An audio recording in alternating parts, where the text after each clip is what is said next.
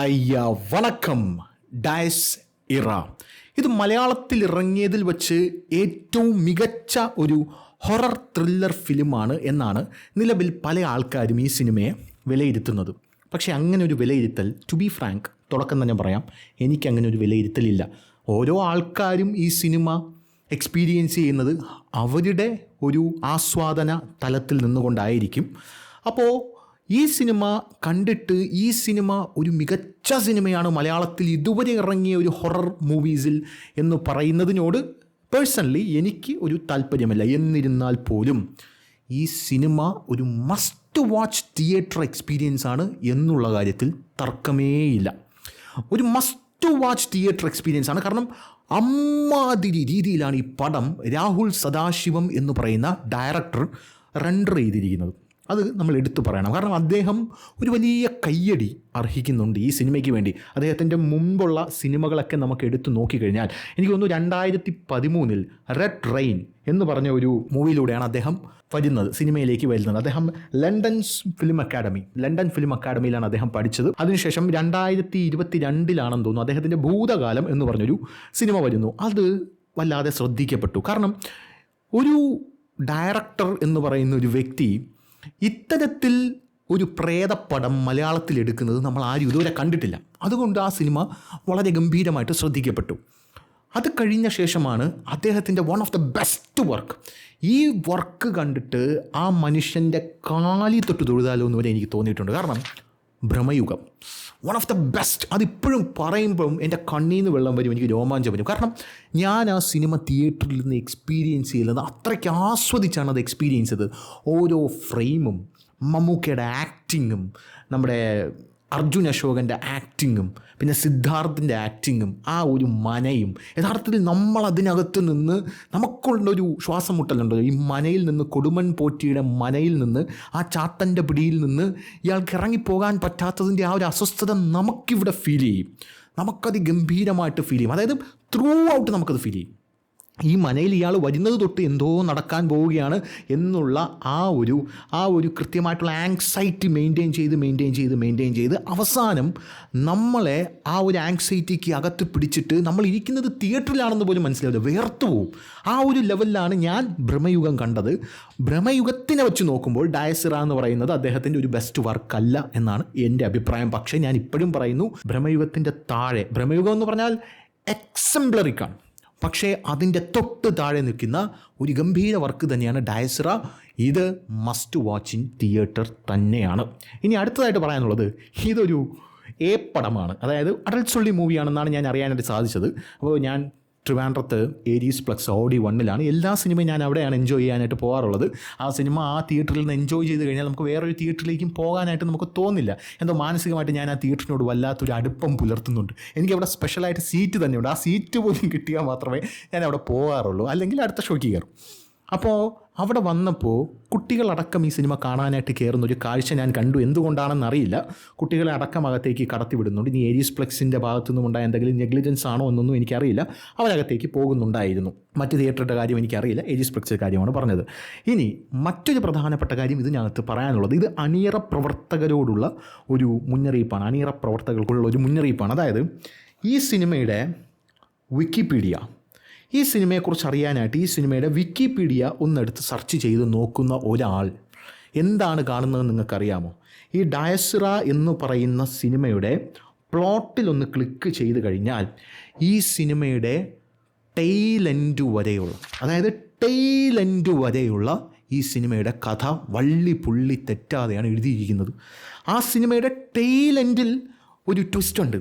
ആ ട്വിസ്റ്റ് പോലും വള്ളി പുള്ളി തെറ്റാതെ എഴുതി വെച്ചിരിക്കണം. അല്ല, എനിക്ക് മനസ്സിലാകുന്നില്ല, നിങ്ങൾ ഈ സിനിമയെ തകർക്കാനായിട്ട് മനഃപൂർവ്വം ഇങ്ങനെ എഴുതി വെച്ചിരിക്കുന്നതാണോ, അല്ലെങ്കിൽ നിങ്ങൾ അറിയാതെയാണോ ഇത് നടന്നത് എന്ന് എനിക്കറിയാനായിട്ട് താല്പര്യമുണ്ട്. ഇത് ഒരു സിനിമയുടെ പ്ലോട്ട് പറയുമ്പോൾ, ഈ സിനിമയുടെ പ്ലോട്ടിലോട്ടാണ് അടുത്തതായിട്ട് ഞാൻ വരുന്നത്. ആ പ്ലോട്ടിലേക്ക് വരുമ്പോൾ വേണമെങ്കിൽ ഇതെടുത്ത് മുഴുവൻ വായിച്ചിട്ട് നിങ്ങളല്ലേ കൊടുത്തിരിക്കുന്നത് വിക്കിപീഡിയയിൽ എന്ന് നമുക്ക് വേണമെങ്കിൽ പറയാം. പക്ഷേ അതങ്ങനെയല്ല. ഇത്രയും ഗംഭീരമായിട്ടുള്ളൊരു സിനിമ തകർന്നു പോകരുത് എന്നുള്ള ഒരു കൺസേൺ കൂടെ ഉണ്ടെന്ന് വിചാരിച്ചു. അപ്പോൾ ഇങ്ങനെ ഒരു സാധനം അവിടെ കിടപ്പുണ്ട്. അത് ഒരു വള്ളി പുള്ളി തെറ്റാതെ നമ്മൾക്കുള്ള ട്വിസ്റ്റും ടേണും ആങ്സൈറ്റിയും വരുന്ന ഭാഗങ്ങളെല്ലാം വളരെ ഗംഭീരമായിട്ട് അതിനകത്ത് എഴുതി വെച്ചിട്ടുണ്ട്. അപ്പോൾ അതൊന്ന് ശ്രദ്ധിക്കുക, കാണുകയാണെങ്കിൽ അതൊന്ന് ശ്രദ്ധിക്കുക. അപ്പോൾ ഇനി സിനിമയിലേക്ക് വരാം. ഈ സിനിമ എന്ന് പറയുന്നത് ഒരു ഹൊറർ ത്രില്ലർ മൂവിയാണ്. പക്ഷേ ഈ സിനിമയെ നമുക്കൊരു ഹൊറർ ത്രില്ലർ മൂവിയിൽ നിന്നും ഒരു ക്രൈം ത്രില്ലർ മൂവിയായിട്ട് ഈസി ആയിട്ട് കൺവേർട്ട് ചെയ്യാനും സാധിക്കും. അതായത് ഒരു ക്രൈം ത്രില്ലർ മൂവി നമ്മൾ ഈ സിനിമ കണ്ടുകൊണ്ടിരുന്നപ്പോൾ എനിക്ക് ഈ ഭ്രമയുഗം കണ്ടുകൊണ്ടിരുന്നതിലെല്ലാം വ്യത്യസ്തമായിട്ട് ഒരു ക്രൈം ത്രില്ലർ കാണുന്ന ഒരു ഫീലാണ് പേഴ്സണലി കിട്ടിയത്. എവിടെയൊക്കെയോ കിട്ടി, അതായത് ത്രൂ ഔട്ട് കിട്ടിയെന്നല്ല, എവിടെയൊക്കെയോ ഒരു ക്രൈം ത്രില്ലർ കാണുന്ന ഒരു ഫീൽ കിട്ടിയിട്ടുണ്ട്. ഈ ഹൊറർ ത്രില്ലർ മൂവിയെ ഒരു ക്രൈം ത്രില്ലർ മൂവി ആക്കാമെന്ന് ഞാൻ പറഞ്ഞത് ഈ മിഥുൻ മാനുവൽ തോമസിൻ്റെ ഒരു സിനിമ. ആ സിനിമ എന്ന് പറയുന്നത് നമുക്കറിയാം, ഈ ക്രൈം ത്രില്ലർ യോണർ എന്നൊക്കെ പറഞ്ഞു കഴിഞ്ഞാൽ എല്ലാം ഇപ്പോൾ നമ്മൾ കണ്ട് ചവറായി മാറിയിട്ടുണ്ട്. അതായത് സിനിമ തുടങ്ങുന്നു, പണ്ടത്തെ ഈ രജനീകാന്ത് സിനിമയൊക്കെ അറിയാലോ, സിനിമ തുടങ്ങുമ്പോൾ രജനീകാന്തിൻ്റെ ഒരു ഇൻട്രോ വരും. ഇൻട്രോ കഴിഞ്ഞിട്ട് ഉടനെ തന്നെ അപ്പോൾ ഒരു പാട്ട് വരും. ആ പാട്ട് കഴിഞ്ഞ് നായികയുടെ ഇൻട്രൊഡക്ഷൻ, അത് കഴിഞ്ഞ് വില്ലൻ്റെ ഇൻട്രൊഡക്ഷൻ, പിന്നെ ഇവർ തമ്മിലൊരു ഫേസ് ഓഫ് ഇൻ്റർവെൽ, ഇത് ആ പടം അവിടെ ഇൻ്റർവെല്ലായി കഴിഞ്ഞു. അത് കഴിഞ്ഞിട്ട് പിന്നെ നായകനൊരു ഫ്ലാഷ് ബാക്ക്. ആ ഫ്ലാഷ് ബാക്ക് കഴിഞ്ഞ് ഏറ്റവും ക്ലൈമാക്സിൽ നായകൻ്റെ ദയനീയ അവസ്ഥ മനസ്സിലാക്കി നായിക പിണങ്ങി പോവുകയാണെങ്കിൽ തിരിച്ചു വരും, ഇല്ലെങ്കിൽ നായകൻ നായികയെ ഒന്നിക്കുന്നു, വില്ലനെ അടിച്ചു മലത്തുന്നു. ഇതാണ് ഒരു സിനിമയുടെ ബേസിക് ആയിട്ടുള്ള സ്ട്രക്ചർ എന്ന് പറയുന്നത്.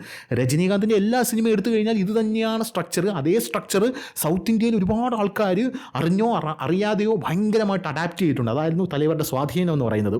അപ്പോൾ ഈ ക്രൈം ത്രില്ലറുകൾ നമുക്ക് കാണുമ്പോൾ, ഈ ക്രൈം ത്രില്ലർ എന്ന് പറഞ്ഞാൽ ഫസ്റ്റ് തുടങ്ങുന്നത് ഒരു കൊലപാതകം. ഈ കൊലപാതകം നടത്തുന്നത് ഏതോ ഒരു സീരിയൽ കില്ലറാണ്.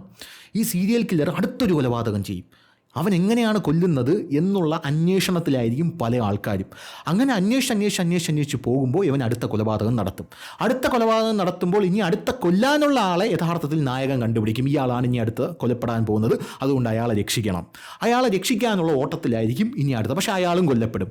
അതിനിടയിൽ നായകൻ്റെ ഒരു പാസ്റ്റ്, അല്ലെങ്കിൽ ഈ കൊലയാളിയുടെ ഒരു പാസ്റ്റ് കാണും. ആ പാസ്റ്റിനകത്ത് എന്തെങ്കിലുമൊക്കെ കുറച്ച് വേർഡായിട്ടുള്ള എന്തെങ്കിലും ഒരു കാര്യങ്ങൾ കാണും. ഇയാളുടെ കുറേ സ്ട്രേഞ്ച് ഫീലിങ്സ് നമ്മളിലേക്ക് വാരി വിതറാനായിട്ട് ഡയറക്ടർ ആ സമയത്ത് ശ്രമിക്കും. അതൊക്കെ വർക്കൗട്ട് ആയില്ലെങ്കിൽ പടം പൊളിഞ്ഞു. അപ്പോൾ അതൊക്കെ വർക്കൗട്ടാക്കി എടുത്ത ശേഷം ക്ലൈമാക്സിൽ ഈ കൊലയാളിയെ കണ്ടുപിടിക്കും. ഇതാണ് എല്ലാ പടത്തിലും, എല്ലാ ക്രൈം ത്രില്ലർ പടത്തിലും, പ്രത്യേകിച്ച് മിഥുൻ മാനുവൽ തോമസിൻ്റെ അവസാനം ഇറങ്ങിയ ഓസ്ലർ വരെ ഇതാണ് നമ്മൾ കണ്ടത്. അതിൻ്റെ ഇടയിൽ മമ്മൂട്ടി വന്നത് മാത്രമായിരുന്നു ഒരു വ്യത്യാസം എന്ന് പറയുന്നത്, വ്യത്യസ്തത എന്ന് പറയുന്നത് മമ്മൂട്ടി വന്നതല്ല. പക്ഷേ മമ്മൂട്ടിയായിരുന്നു ആ സീരിയൽ കില്ലർ, അത് നമുക്ക് എല്ലാവർക്കും അറിയാം. അപ്പോൾ ആ പടങ്ങളിൽ, അതായത് ആ മിഥുൻ മാനുവൽ തോമസിൻ്റെ ചിത്രം ഈ ക്രൈം ത്രില്ലറിനിടയിൽ ഒരു പ്രേതത്തെ കൂടെ കൊണ്ട് നമ്മൾ ഒന്ന് ഫിറ്റ് ചെയ്താൽ എങ്ങനെയിരിക്കും? ആ പ്രേതത്തെ കൂടെ കൊണ്ടുവന്ന് ഫിറ്റ് ചെയ്താൽ ഇത് ക്രൈം ത്രില്ലർ എന്നുള്ളതിൽ നിന്ന് മാറി ഇതൊരു എന്ത് ത്രില്ലറാവും? ഇതൊരു ഹൊറർ ത്രില്ലറായി മാറും, ഹൊറർ ത്രില്ലർ മൂവിയായിട്ട് മാറും. അപ്പോൾ ഈ സിനിമ വേണമെങ്കിൽ നമുക്കൊരു ക്രൈം ത്രില്ലറാക്കി മാറ്റാം, ഹൊറർ ത്രില്ലറാക്കി മാറ്റിയെടുക്കാം. അങ്ങനെയാണ് ആ സിനിമ മുന്നിലേക്ക് പോകുന്നത്.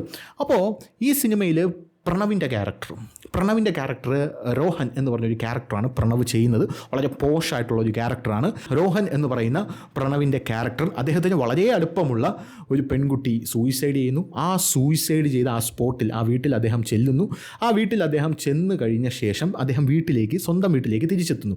അതിനുശേഷം അദ്ദേഹത്തിൻ്റെ ജീവിതത്തിൽ അദ്ദേഹം നേരിടുന്ന സൂപ്പർ നാച്ചുറലായിട്ടുള്ള എക്സ്പീരിയൻസുകളിലൂടെയാണ് ഈ സിനിമ കടന്നു പോകുന്നത്.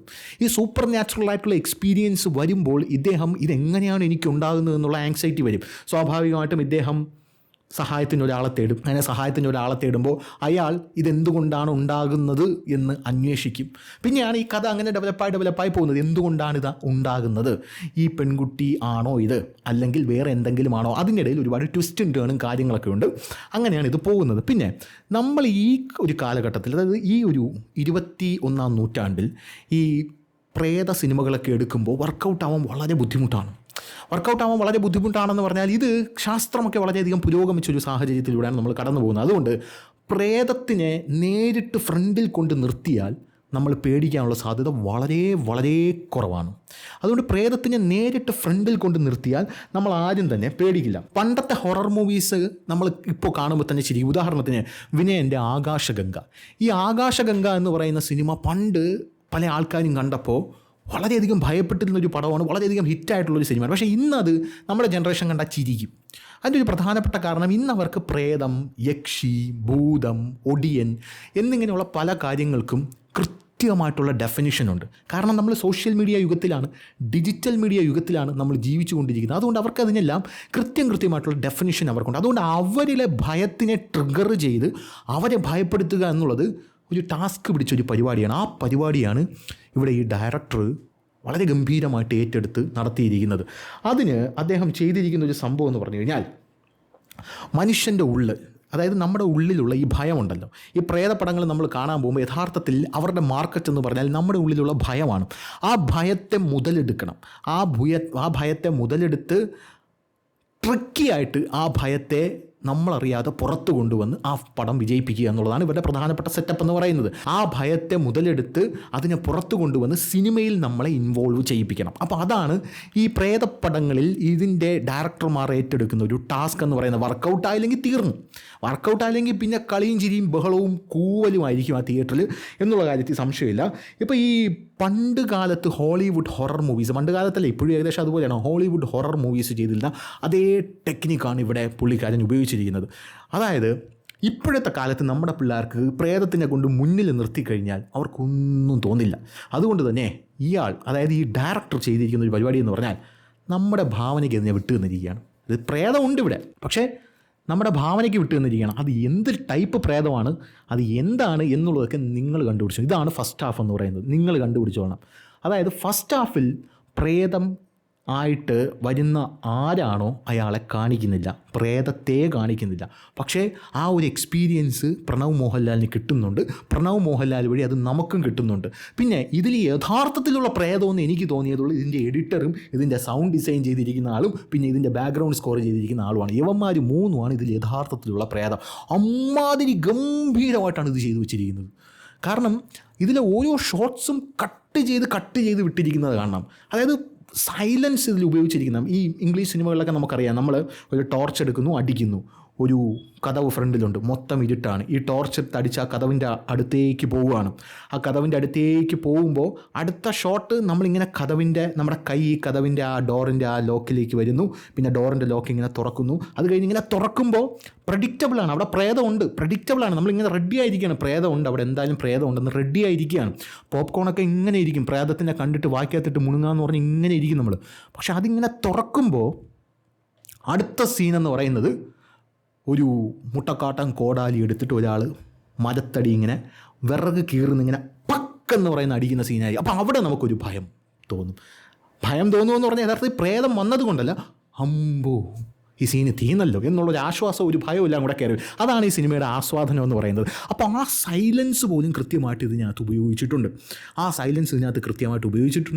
ആ സൈലൻസ് ഉപയോഗിച്ചിരിക്കുന്നതിൽ ഏറ്റവും വലിയ ക്രെഡിറ്റ് ഉള്ളത് ഇതിൻ്റെ ഡയറക്ടർക്കും പിന്നെ ഇതിൻ്റെ സൗണ്ട് എഞ്ചിനീയർ, സൗണ്ട് ഡിസൈനർ, പിന്നെ ഇതിൻ്റെ ബാക്ക്ഗ്രൗണ്ട് സ്കോർ ക്രിയേറ്റ് ചെയ്തിരിക്കുന്ന ആളുമാണ്.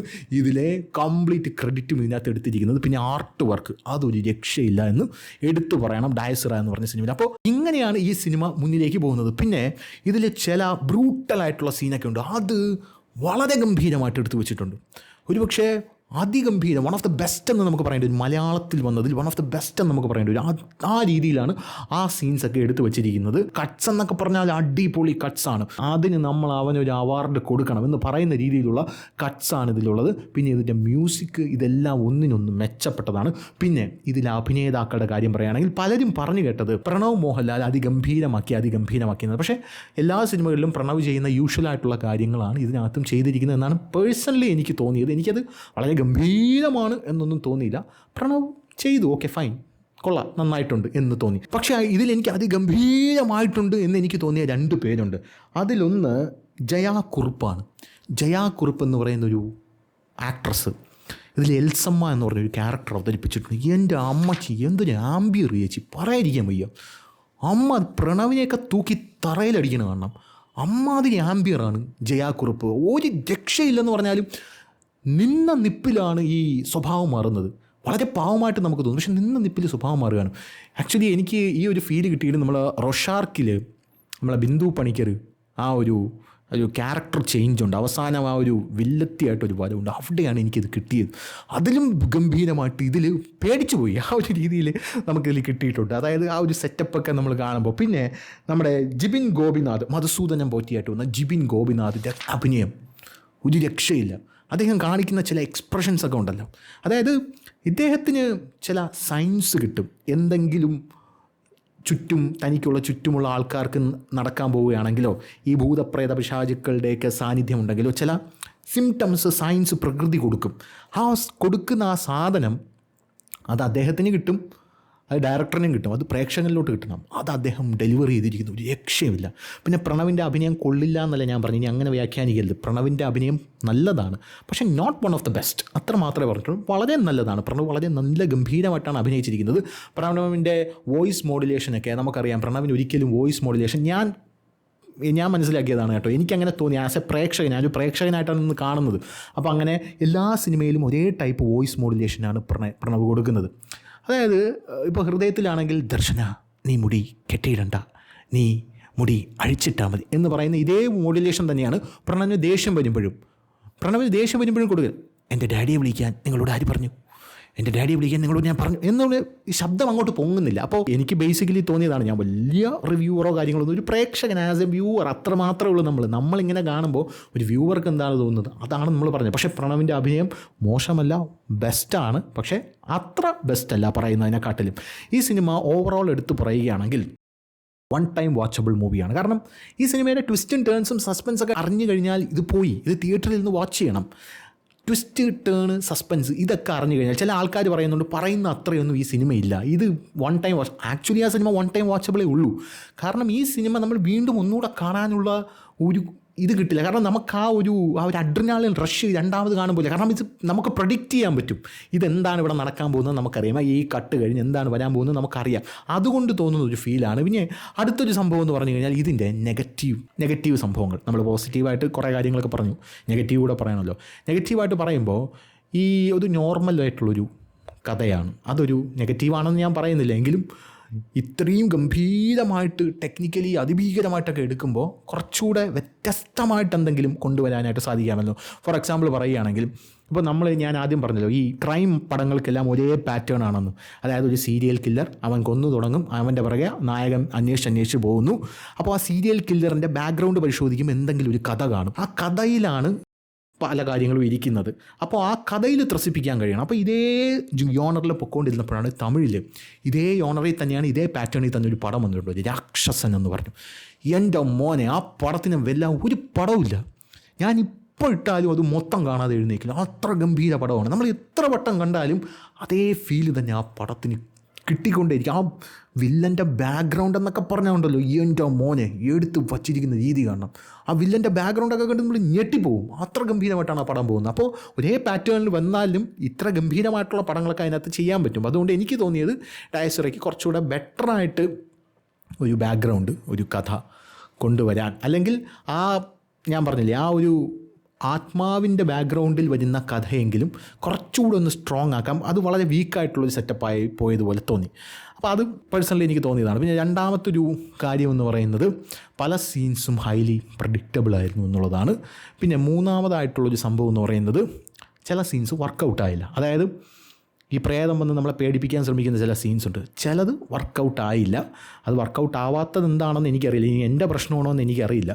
ഈ ഇംഗ്ലീഷ് സിനിമ കണ്ട ആൾക്കാരൊക്കെ അവിടെ ചെന്നിരിക്കുമ്പോൾ പല ആൾക്കാർക്കും അത് കണ്ടിട്ട് ഇത് കാണുമ്പോൾ വർക്കൗട്ട് ആവില്ല എന്നൊക്കെ പല ആൾക്കാർ പറയുന്നുണ്ട്. അങ്ങനെ ചില സീൻസ്, അത് വിരലിലെണ്ണാവുന്ന സീൻസ്, 1, 2, 3 സീൻസ് വർക്കൗട്ടായില്ല. ഇതെല്ലാം വെച്ച് നോക്കുമ്പോൾ ഈ പടം എന്ന് പറഞ്ഞാൽ ഒരു ഗംഭീര പടമാണ്. അത് എടുത്ത് നമ്മൾ പറയേണ്ടതുണ്ട്. ഇത് ഒരു രക്ഷയില്ല. ഇത് തിയേറ്ററിൽ തന്നെ എക്സ്പീരിയൻസ് ചെയ്യണം. പിന്നെ ഞാൻ അവസാനം ഒന്നുകൂടെ പറയണം, ആ വിക്കിപീഡിയയ്ക്കകത്ത് ഇതിൻ്റെ മൊത്തം സാധനവും കിടപ്പുണ്ട്. ആരെങ്കിലും കാണുന്നുണ്ടെങ്കിൽ ഇതൊന്നെടുത്ത് മാറ്റാനായിട്ട് ഇതിൻ്റെ അണിയറ പ്രവർത്തകരോട് പറഞ്ഞാൽ കൊള്ളാം. അപ്പോൾ ശരി.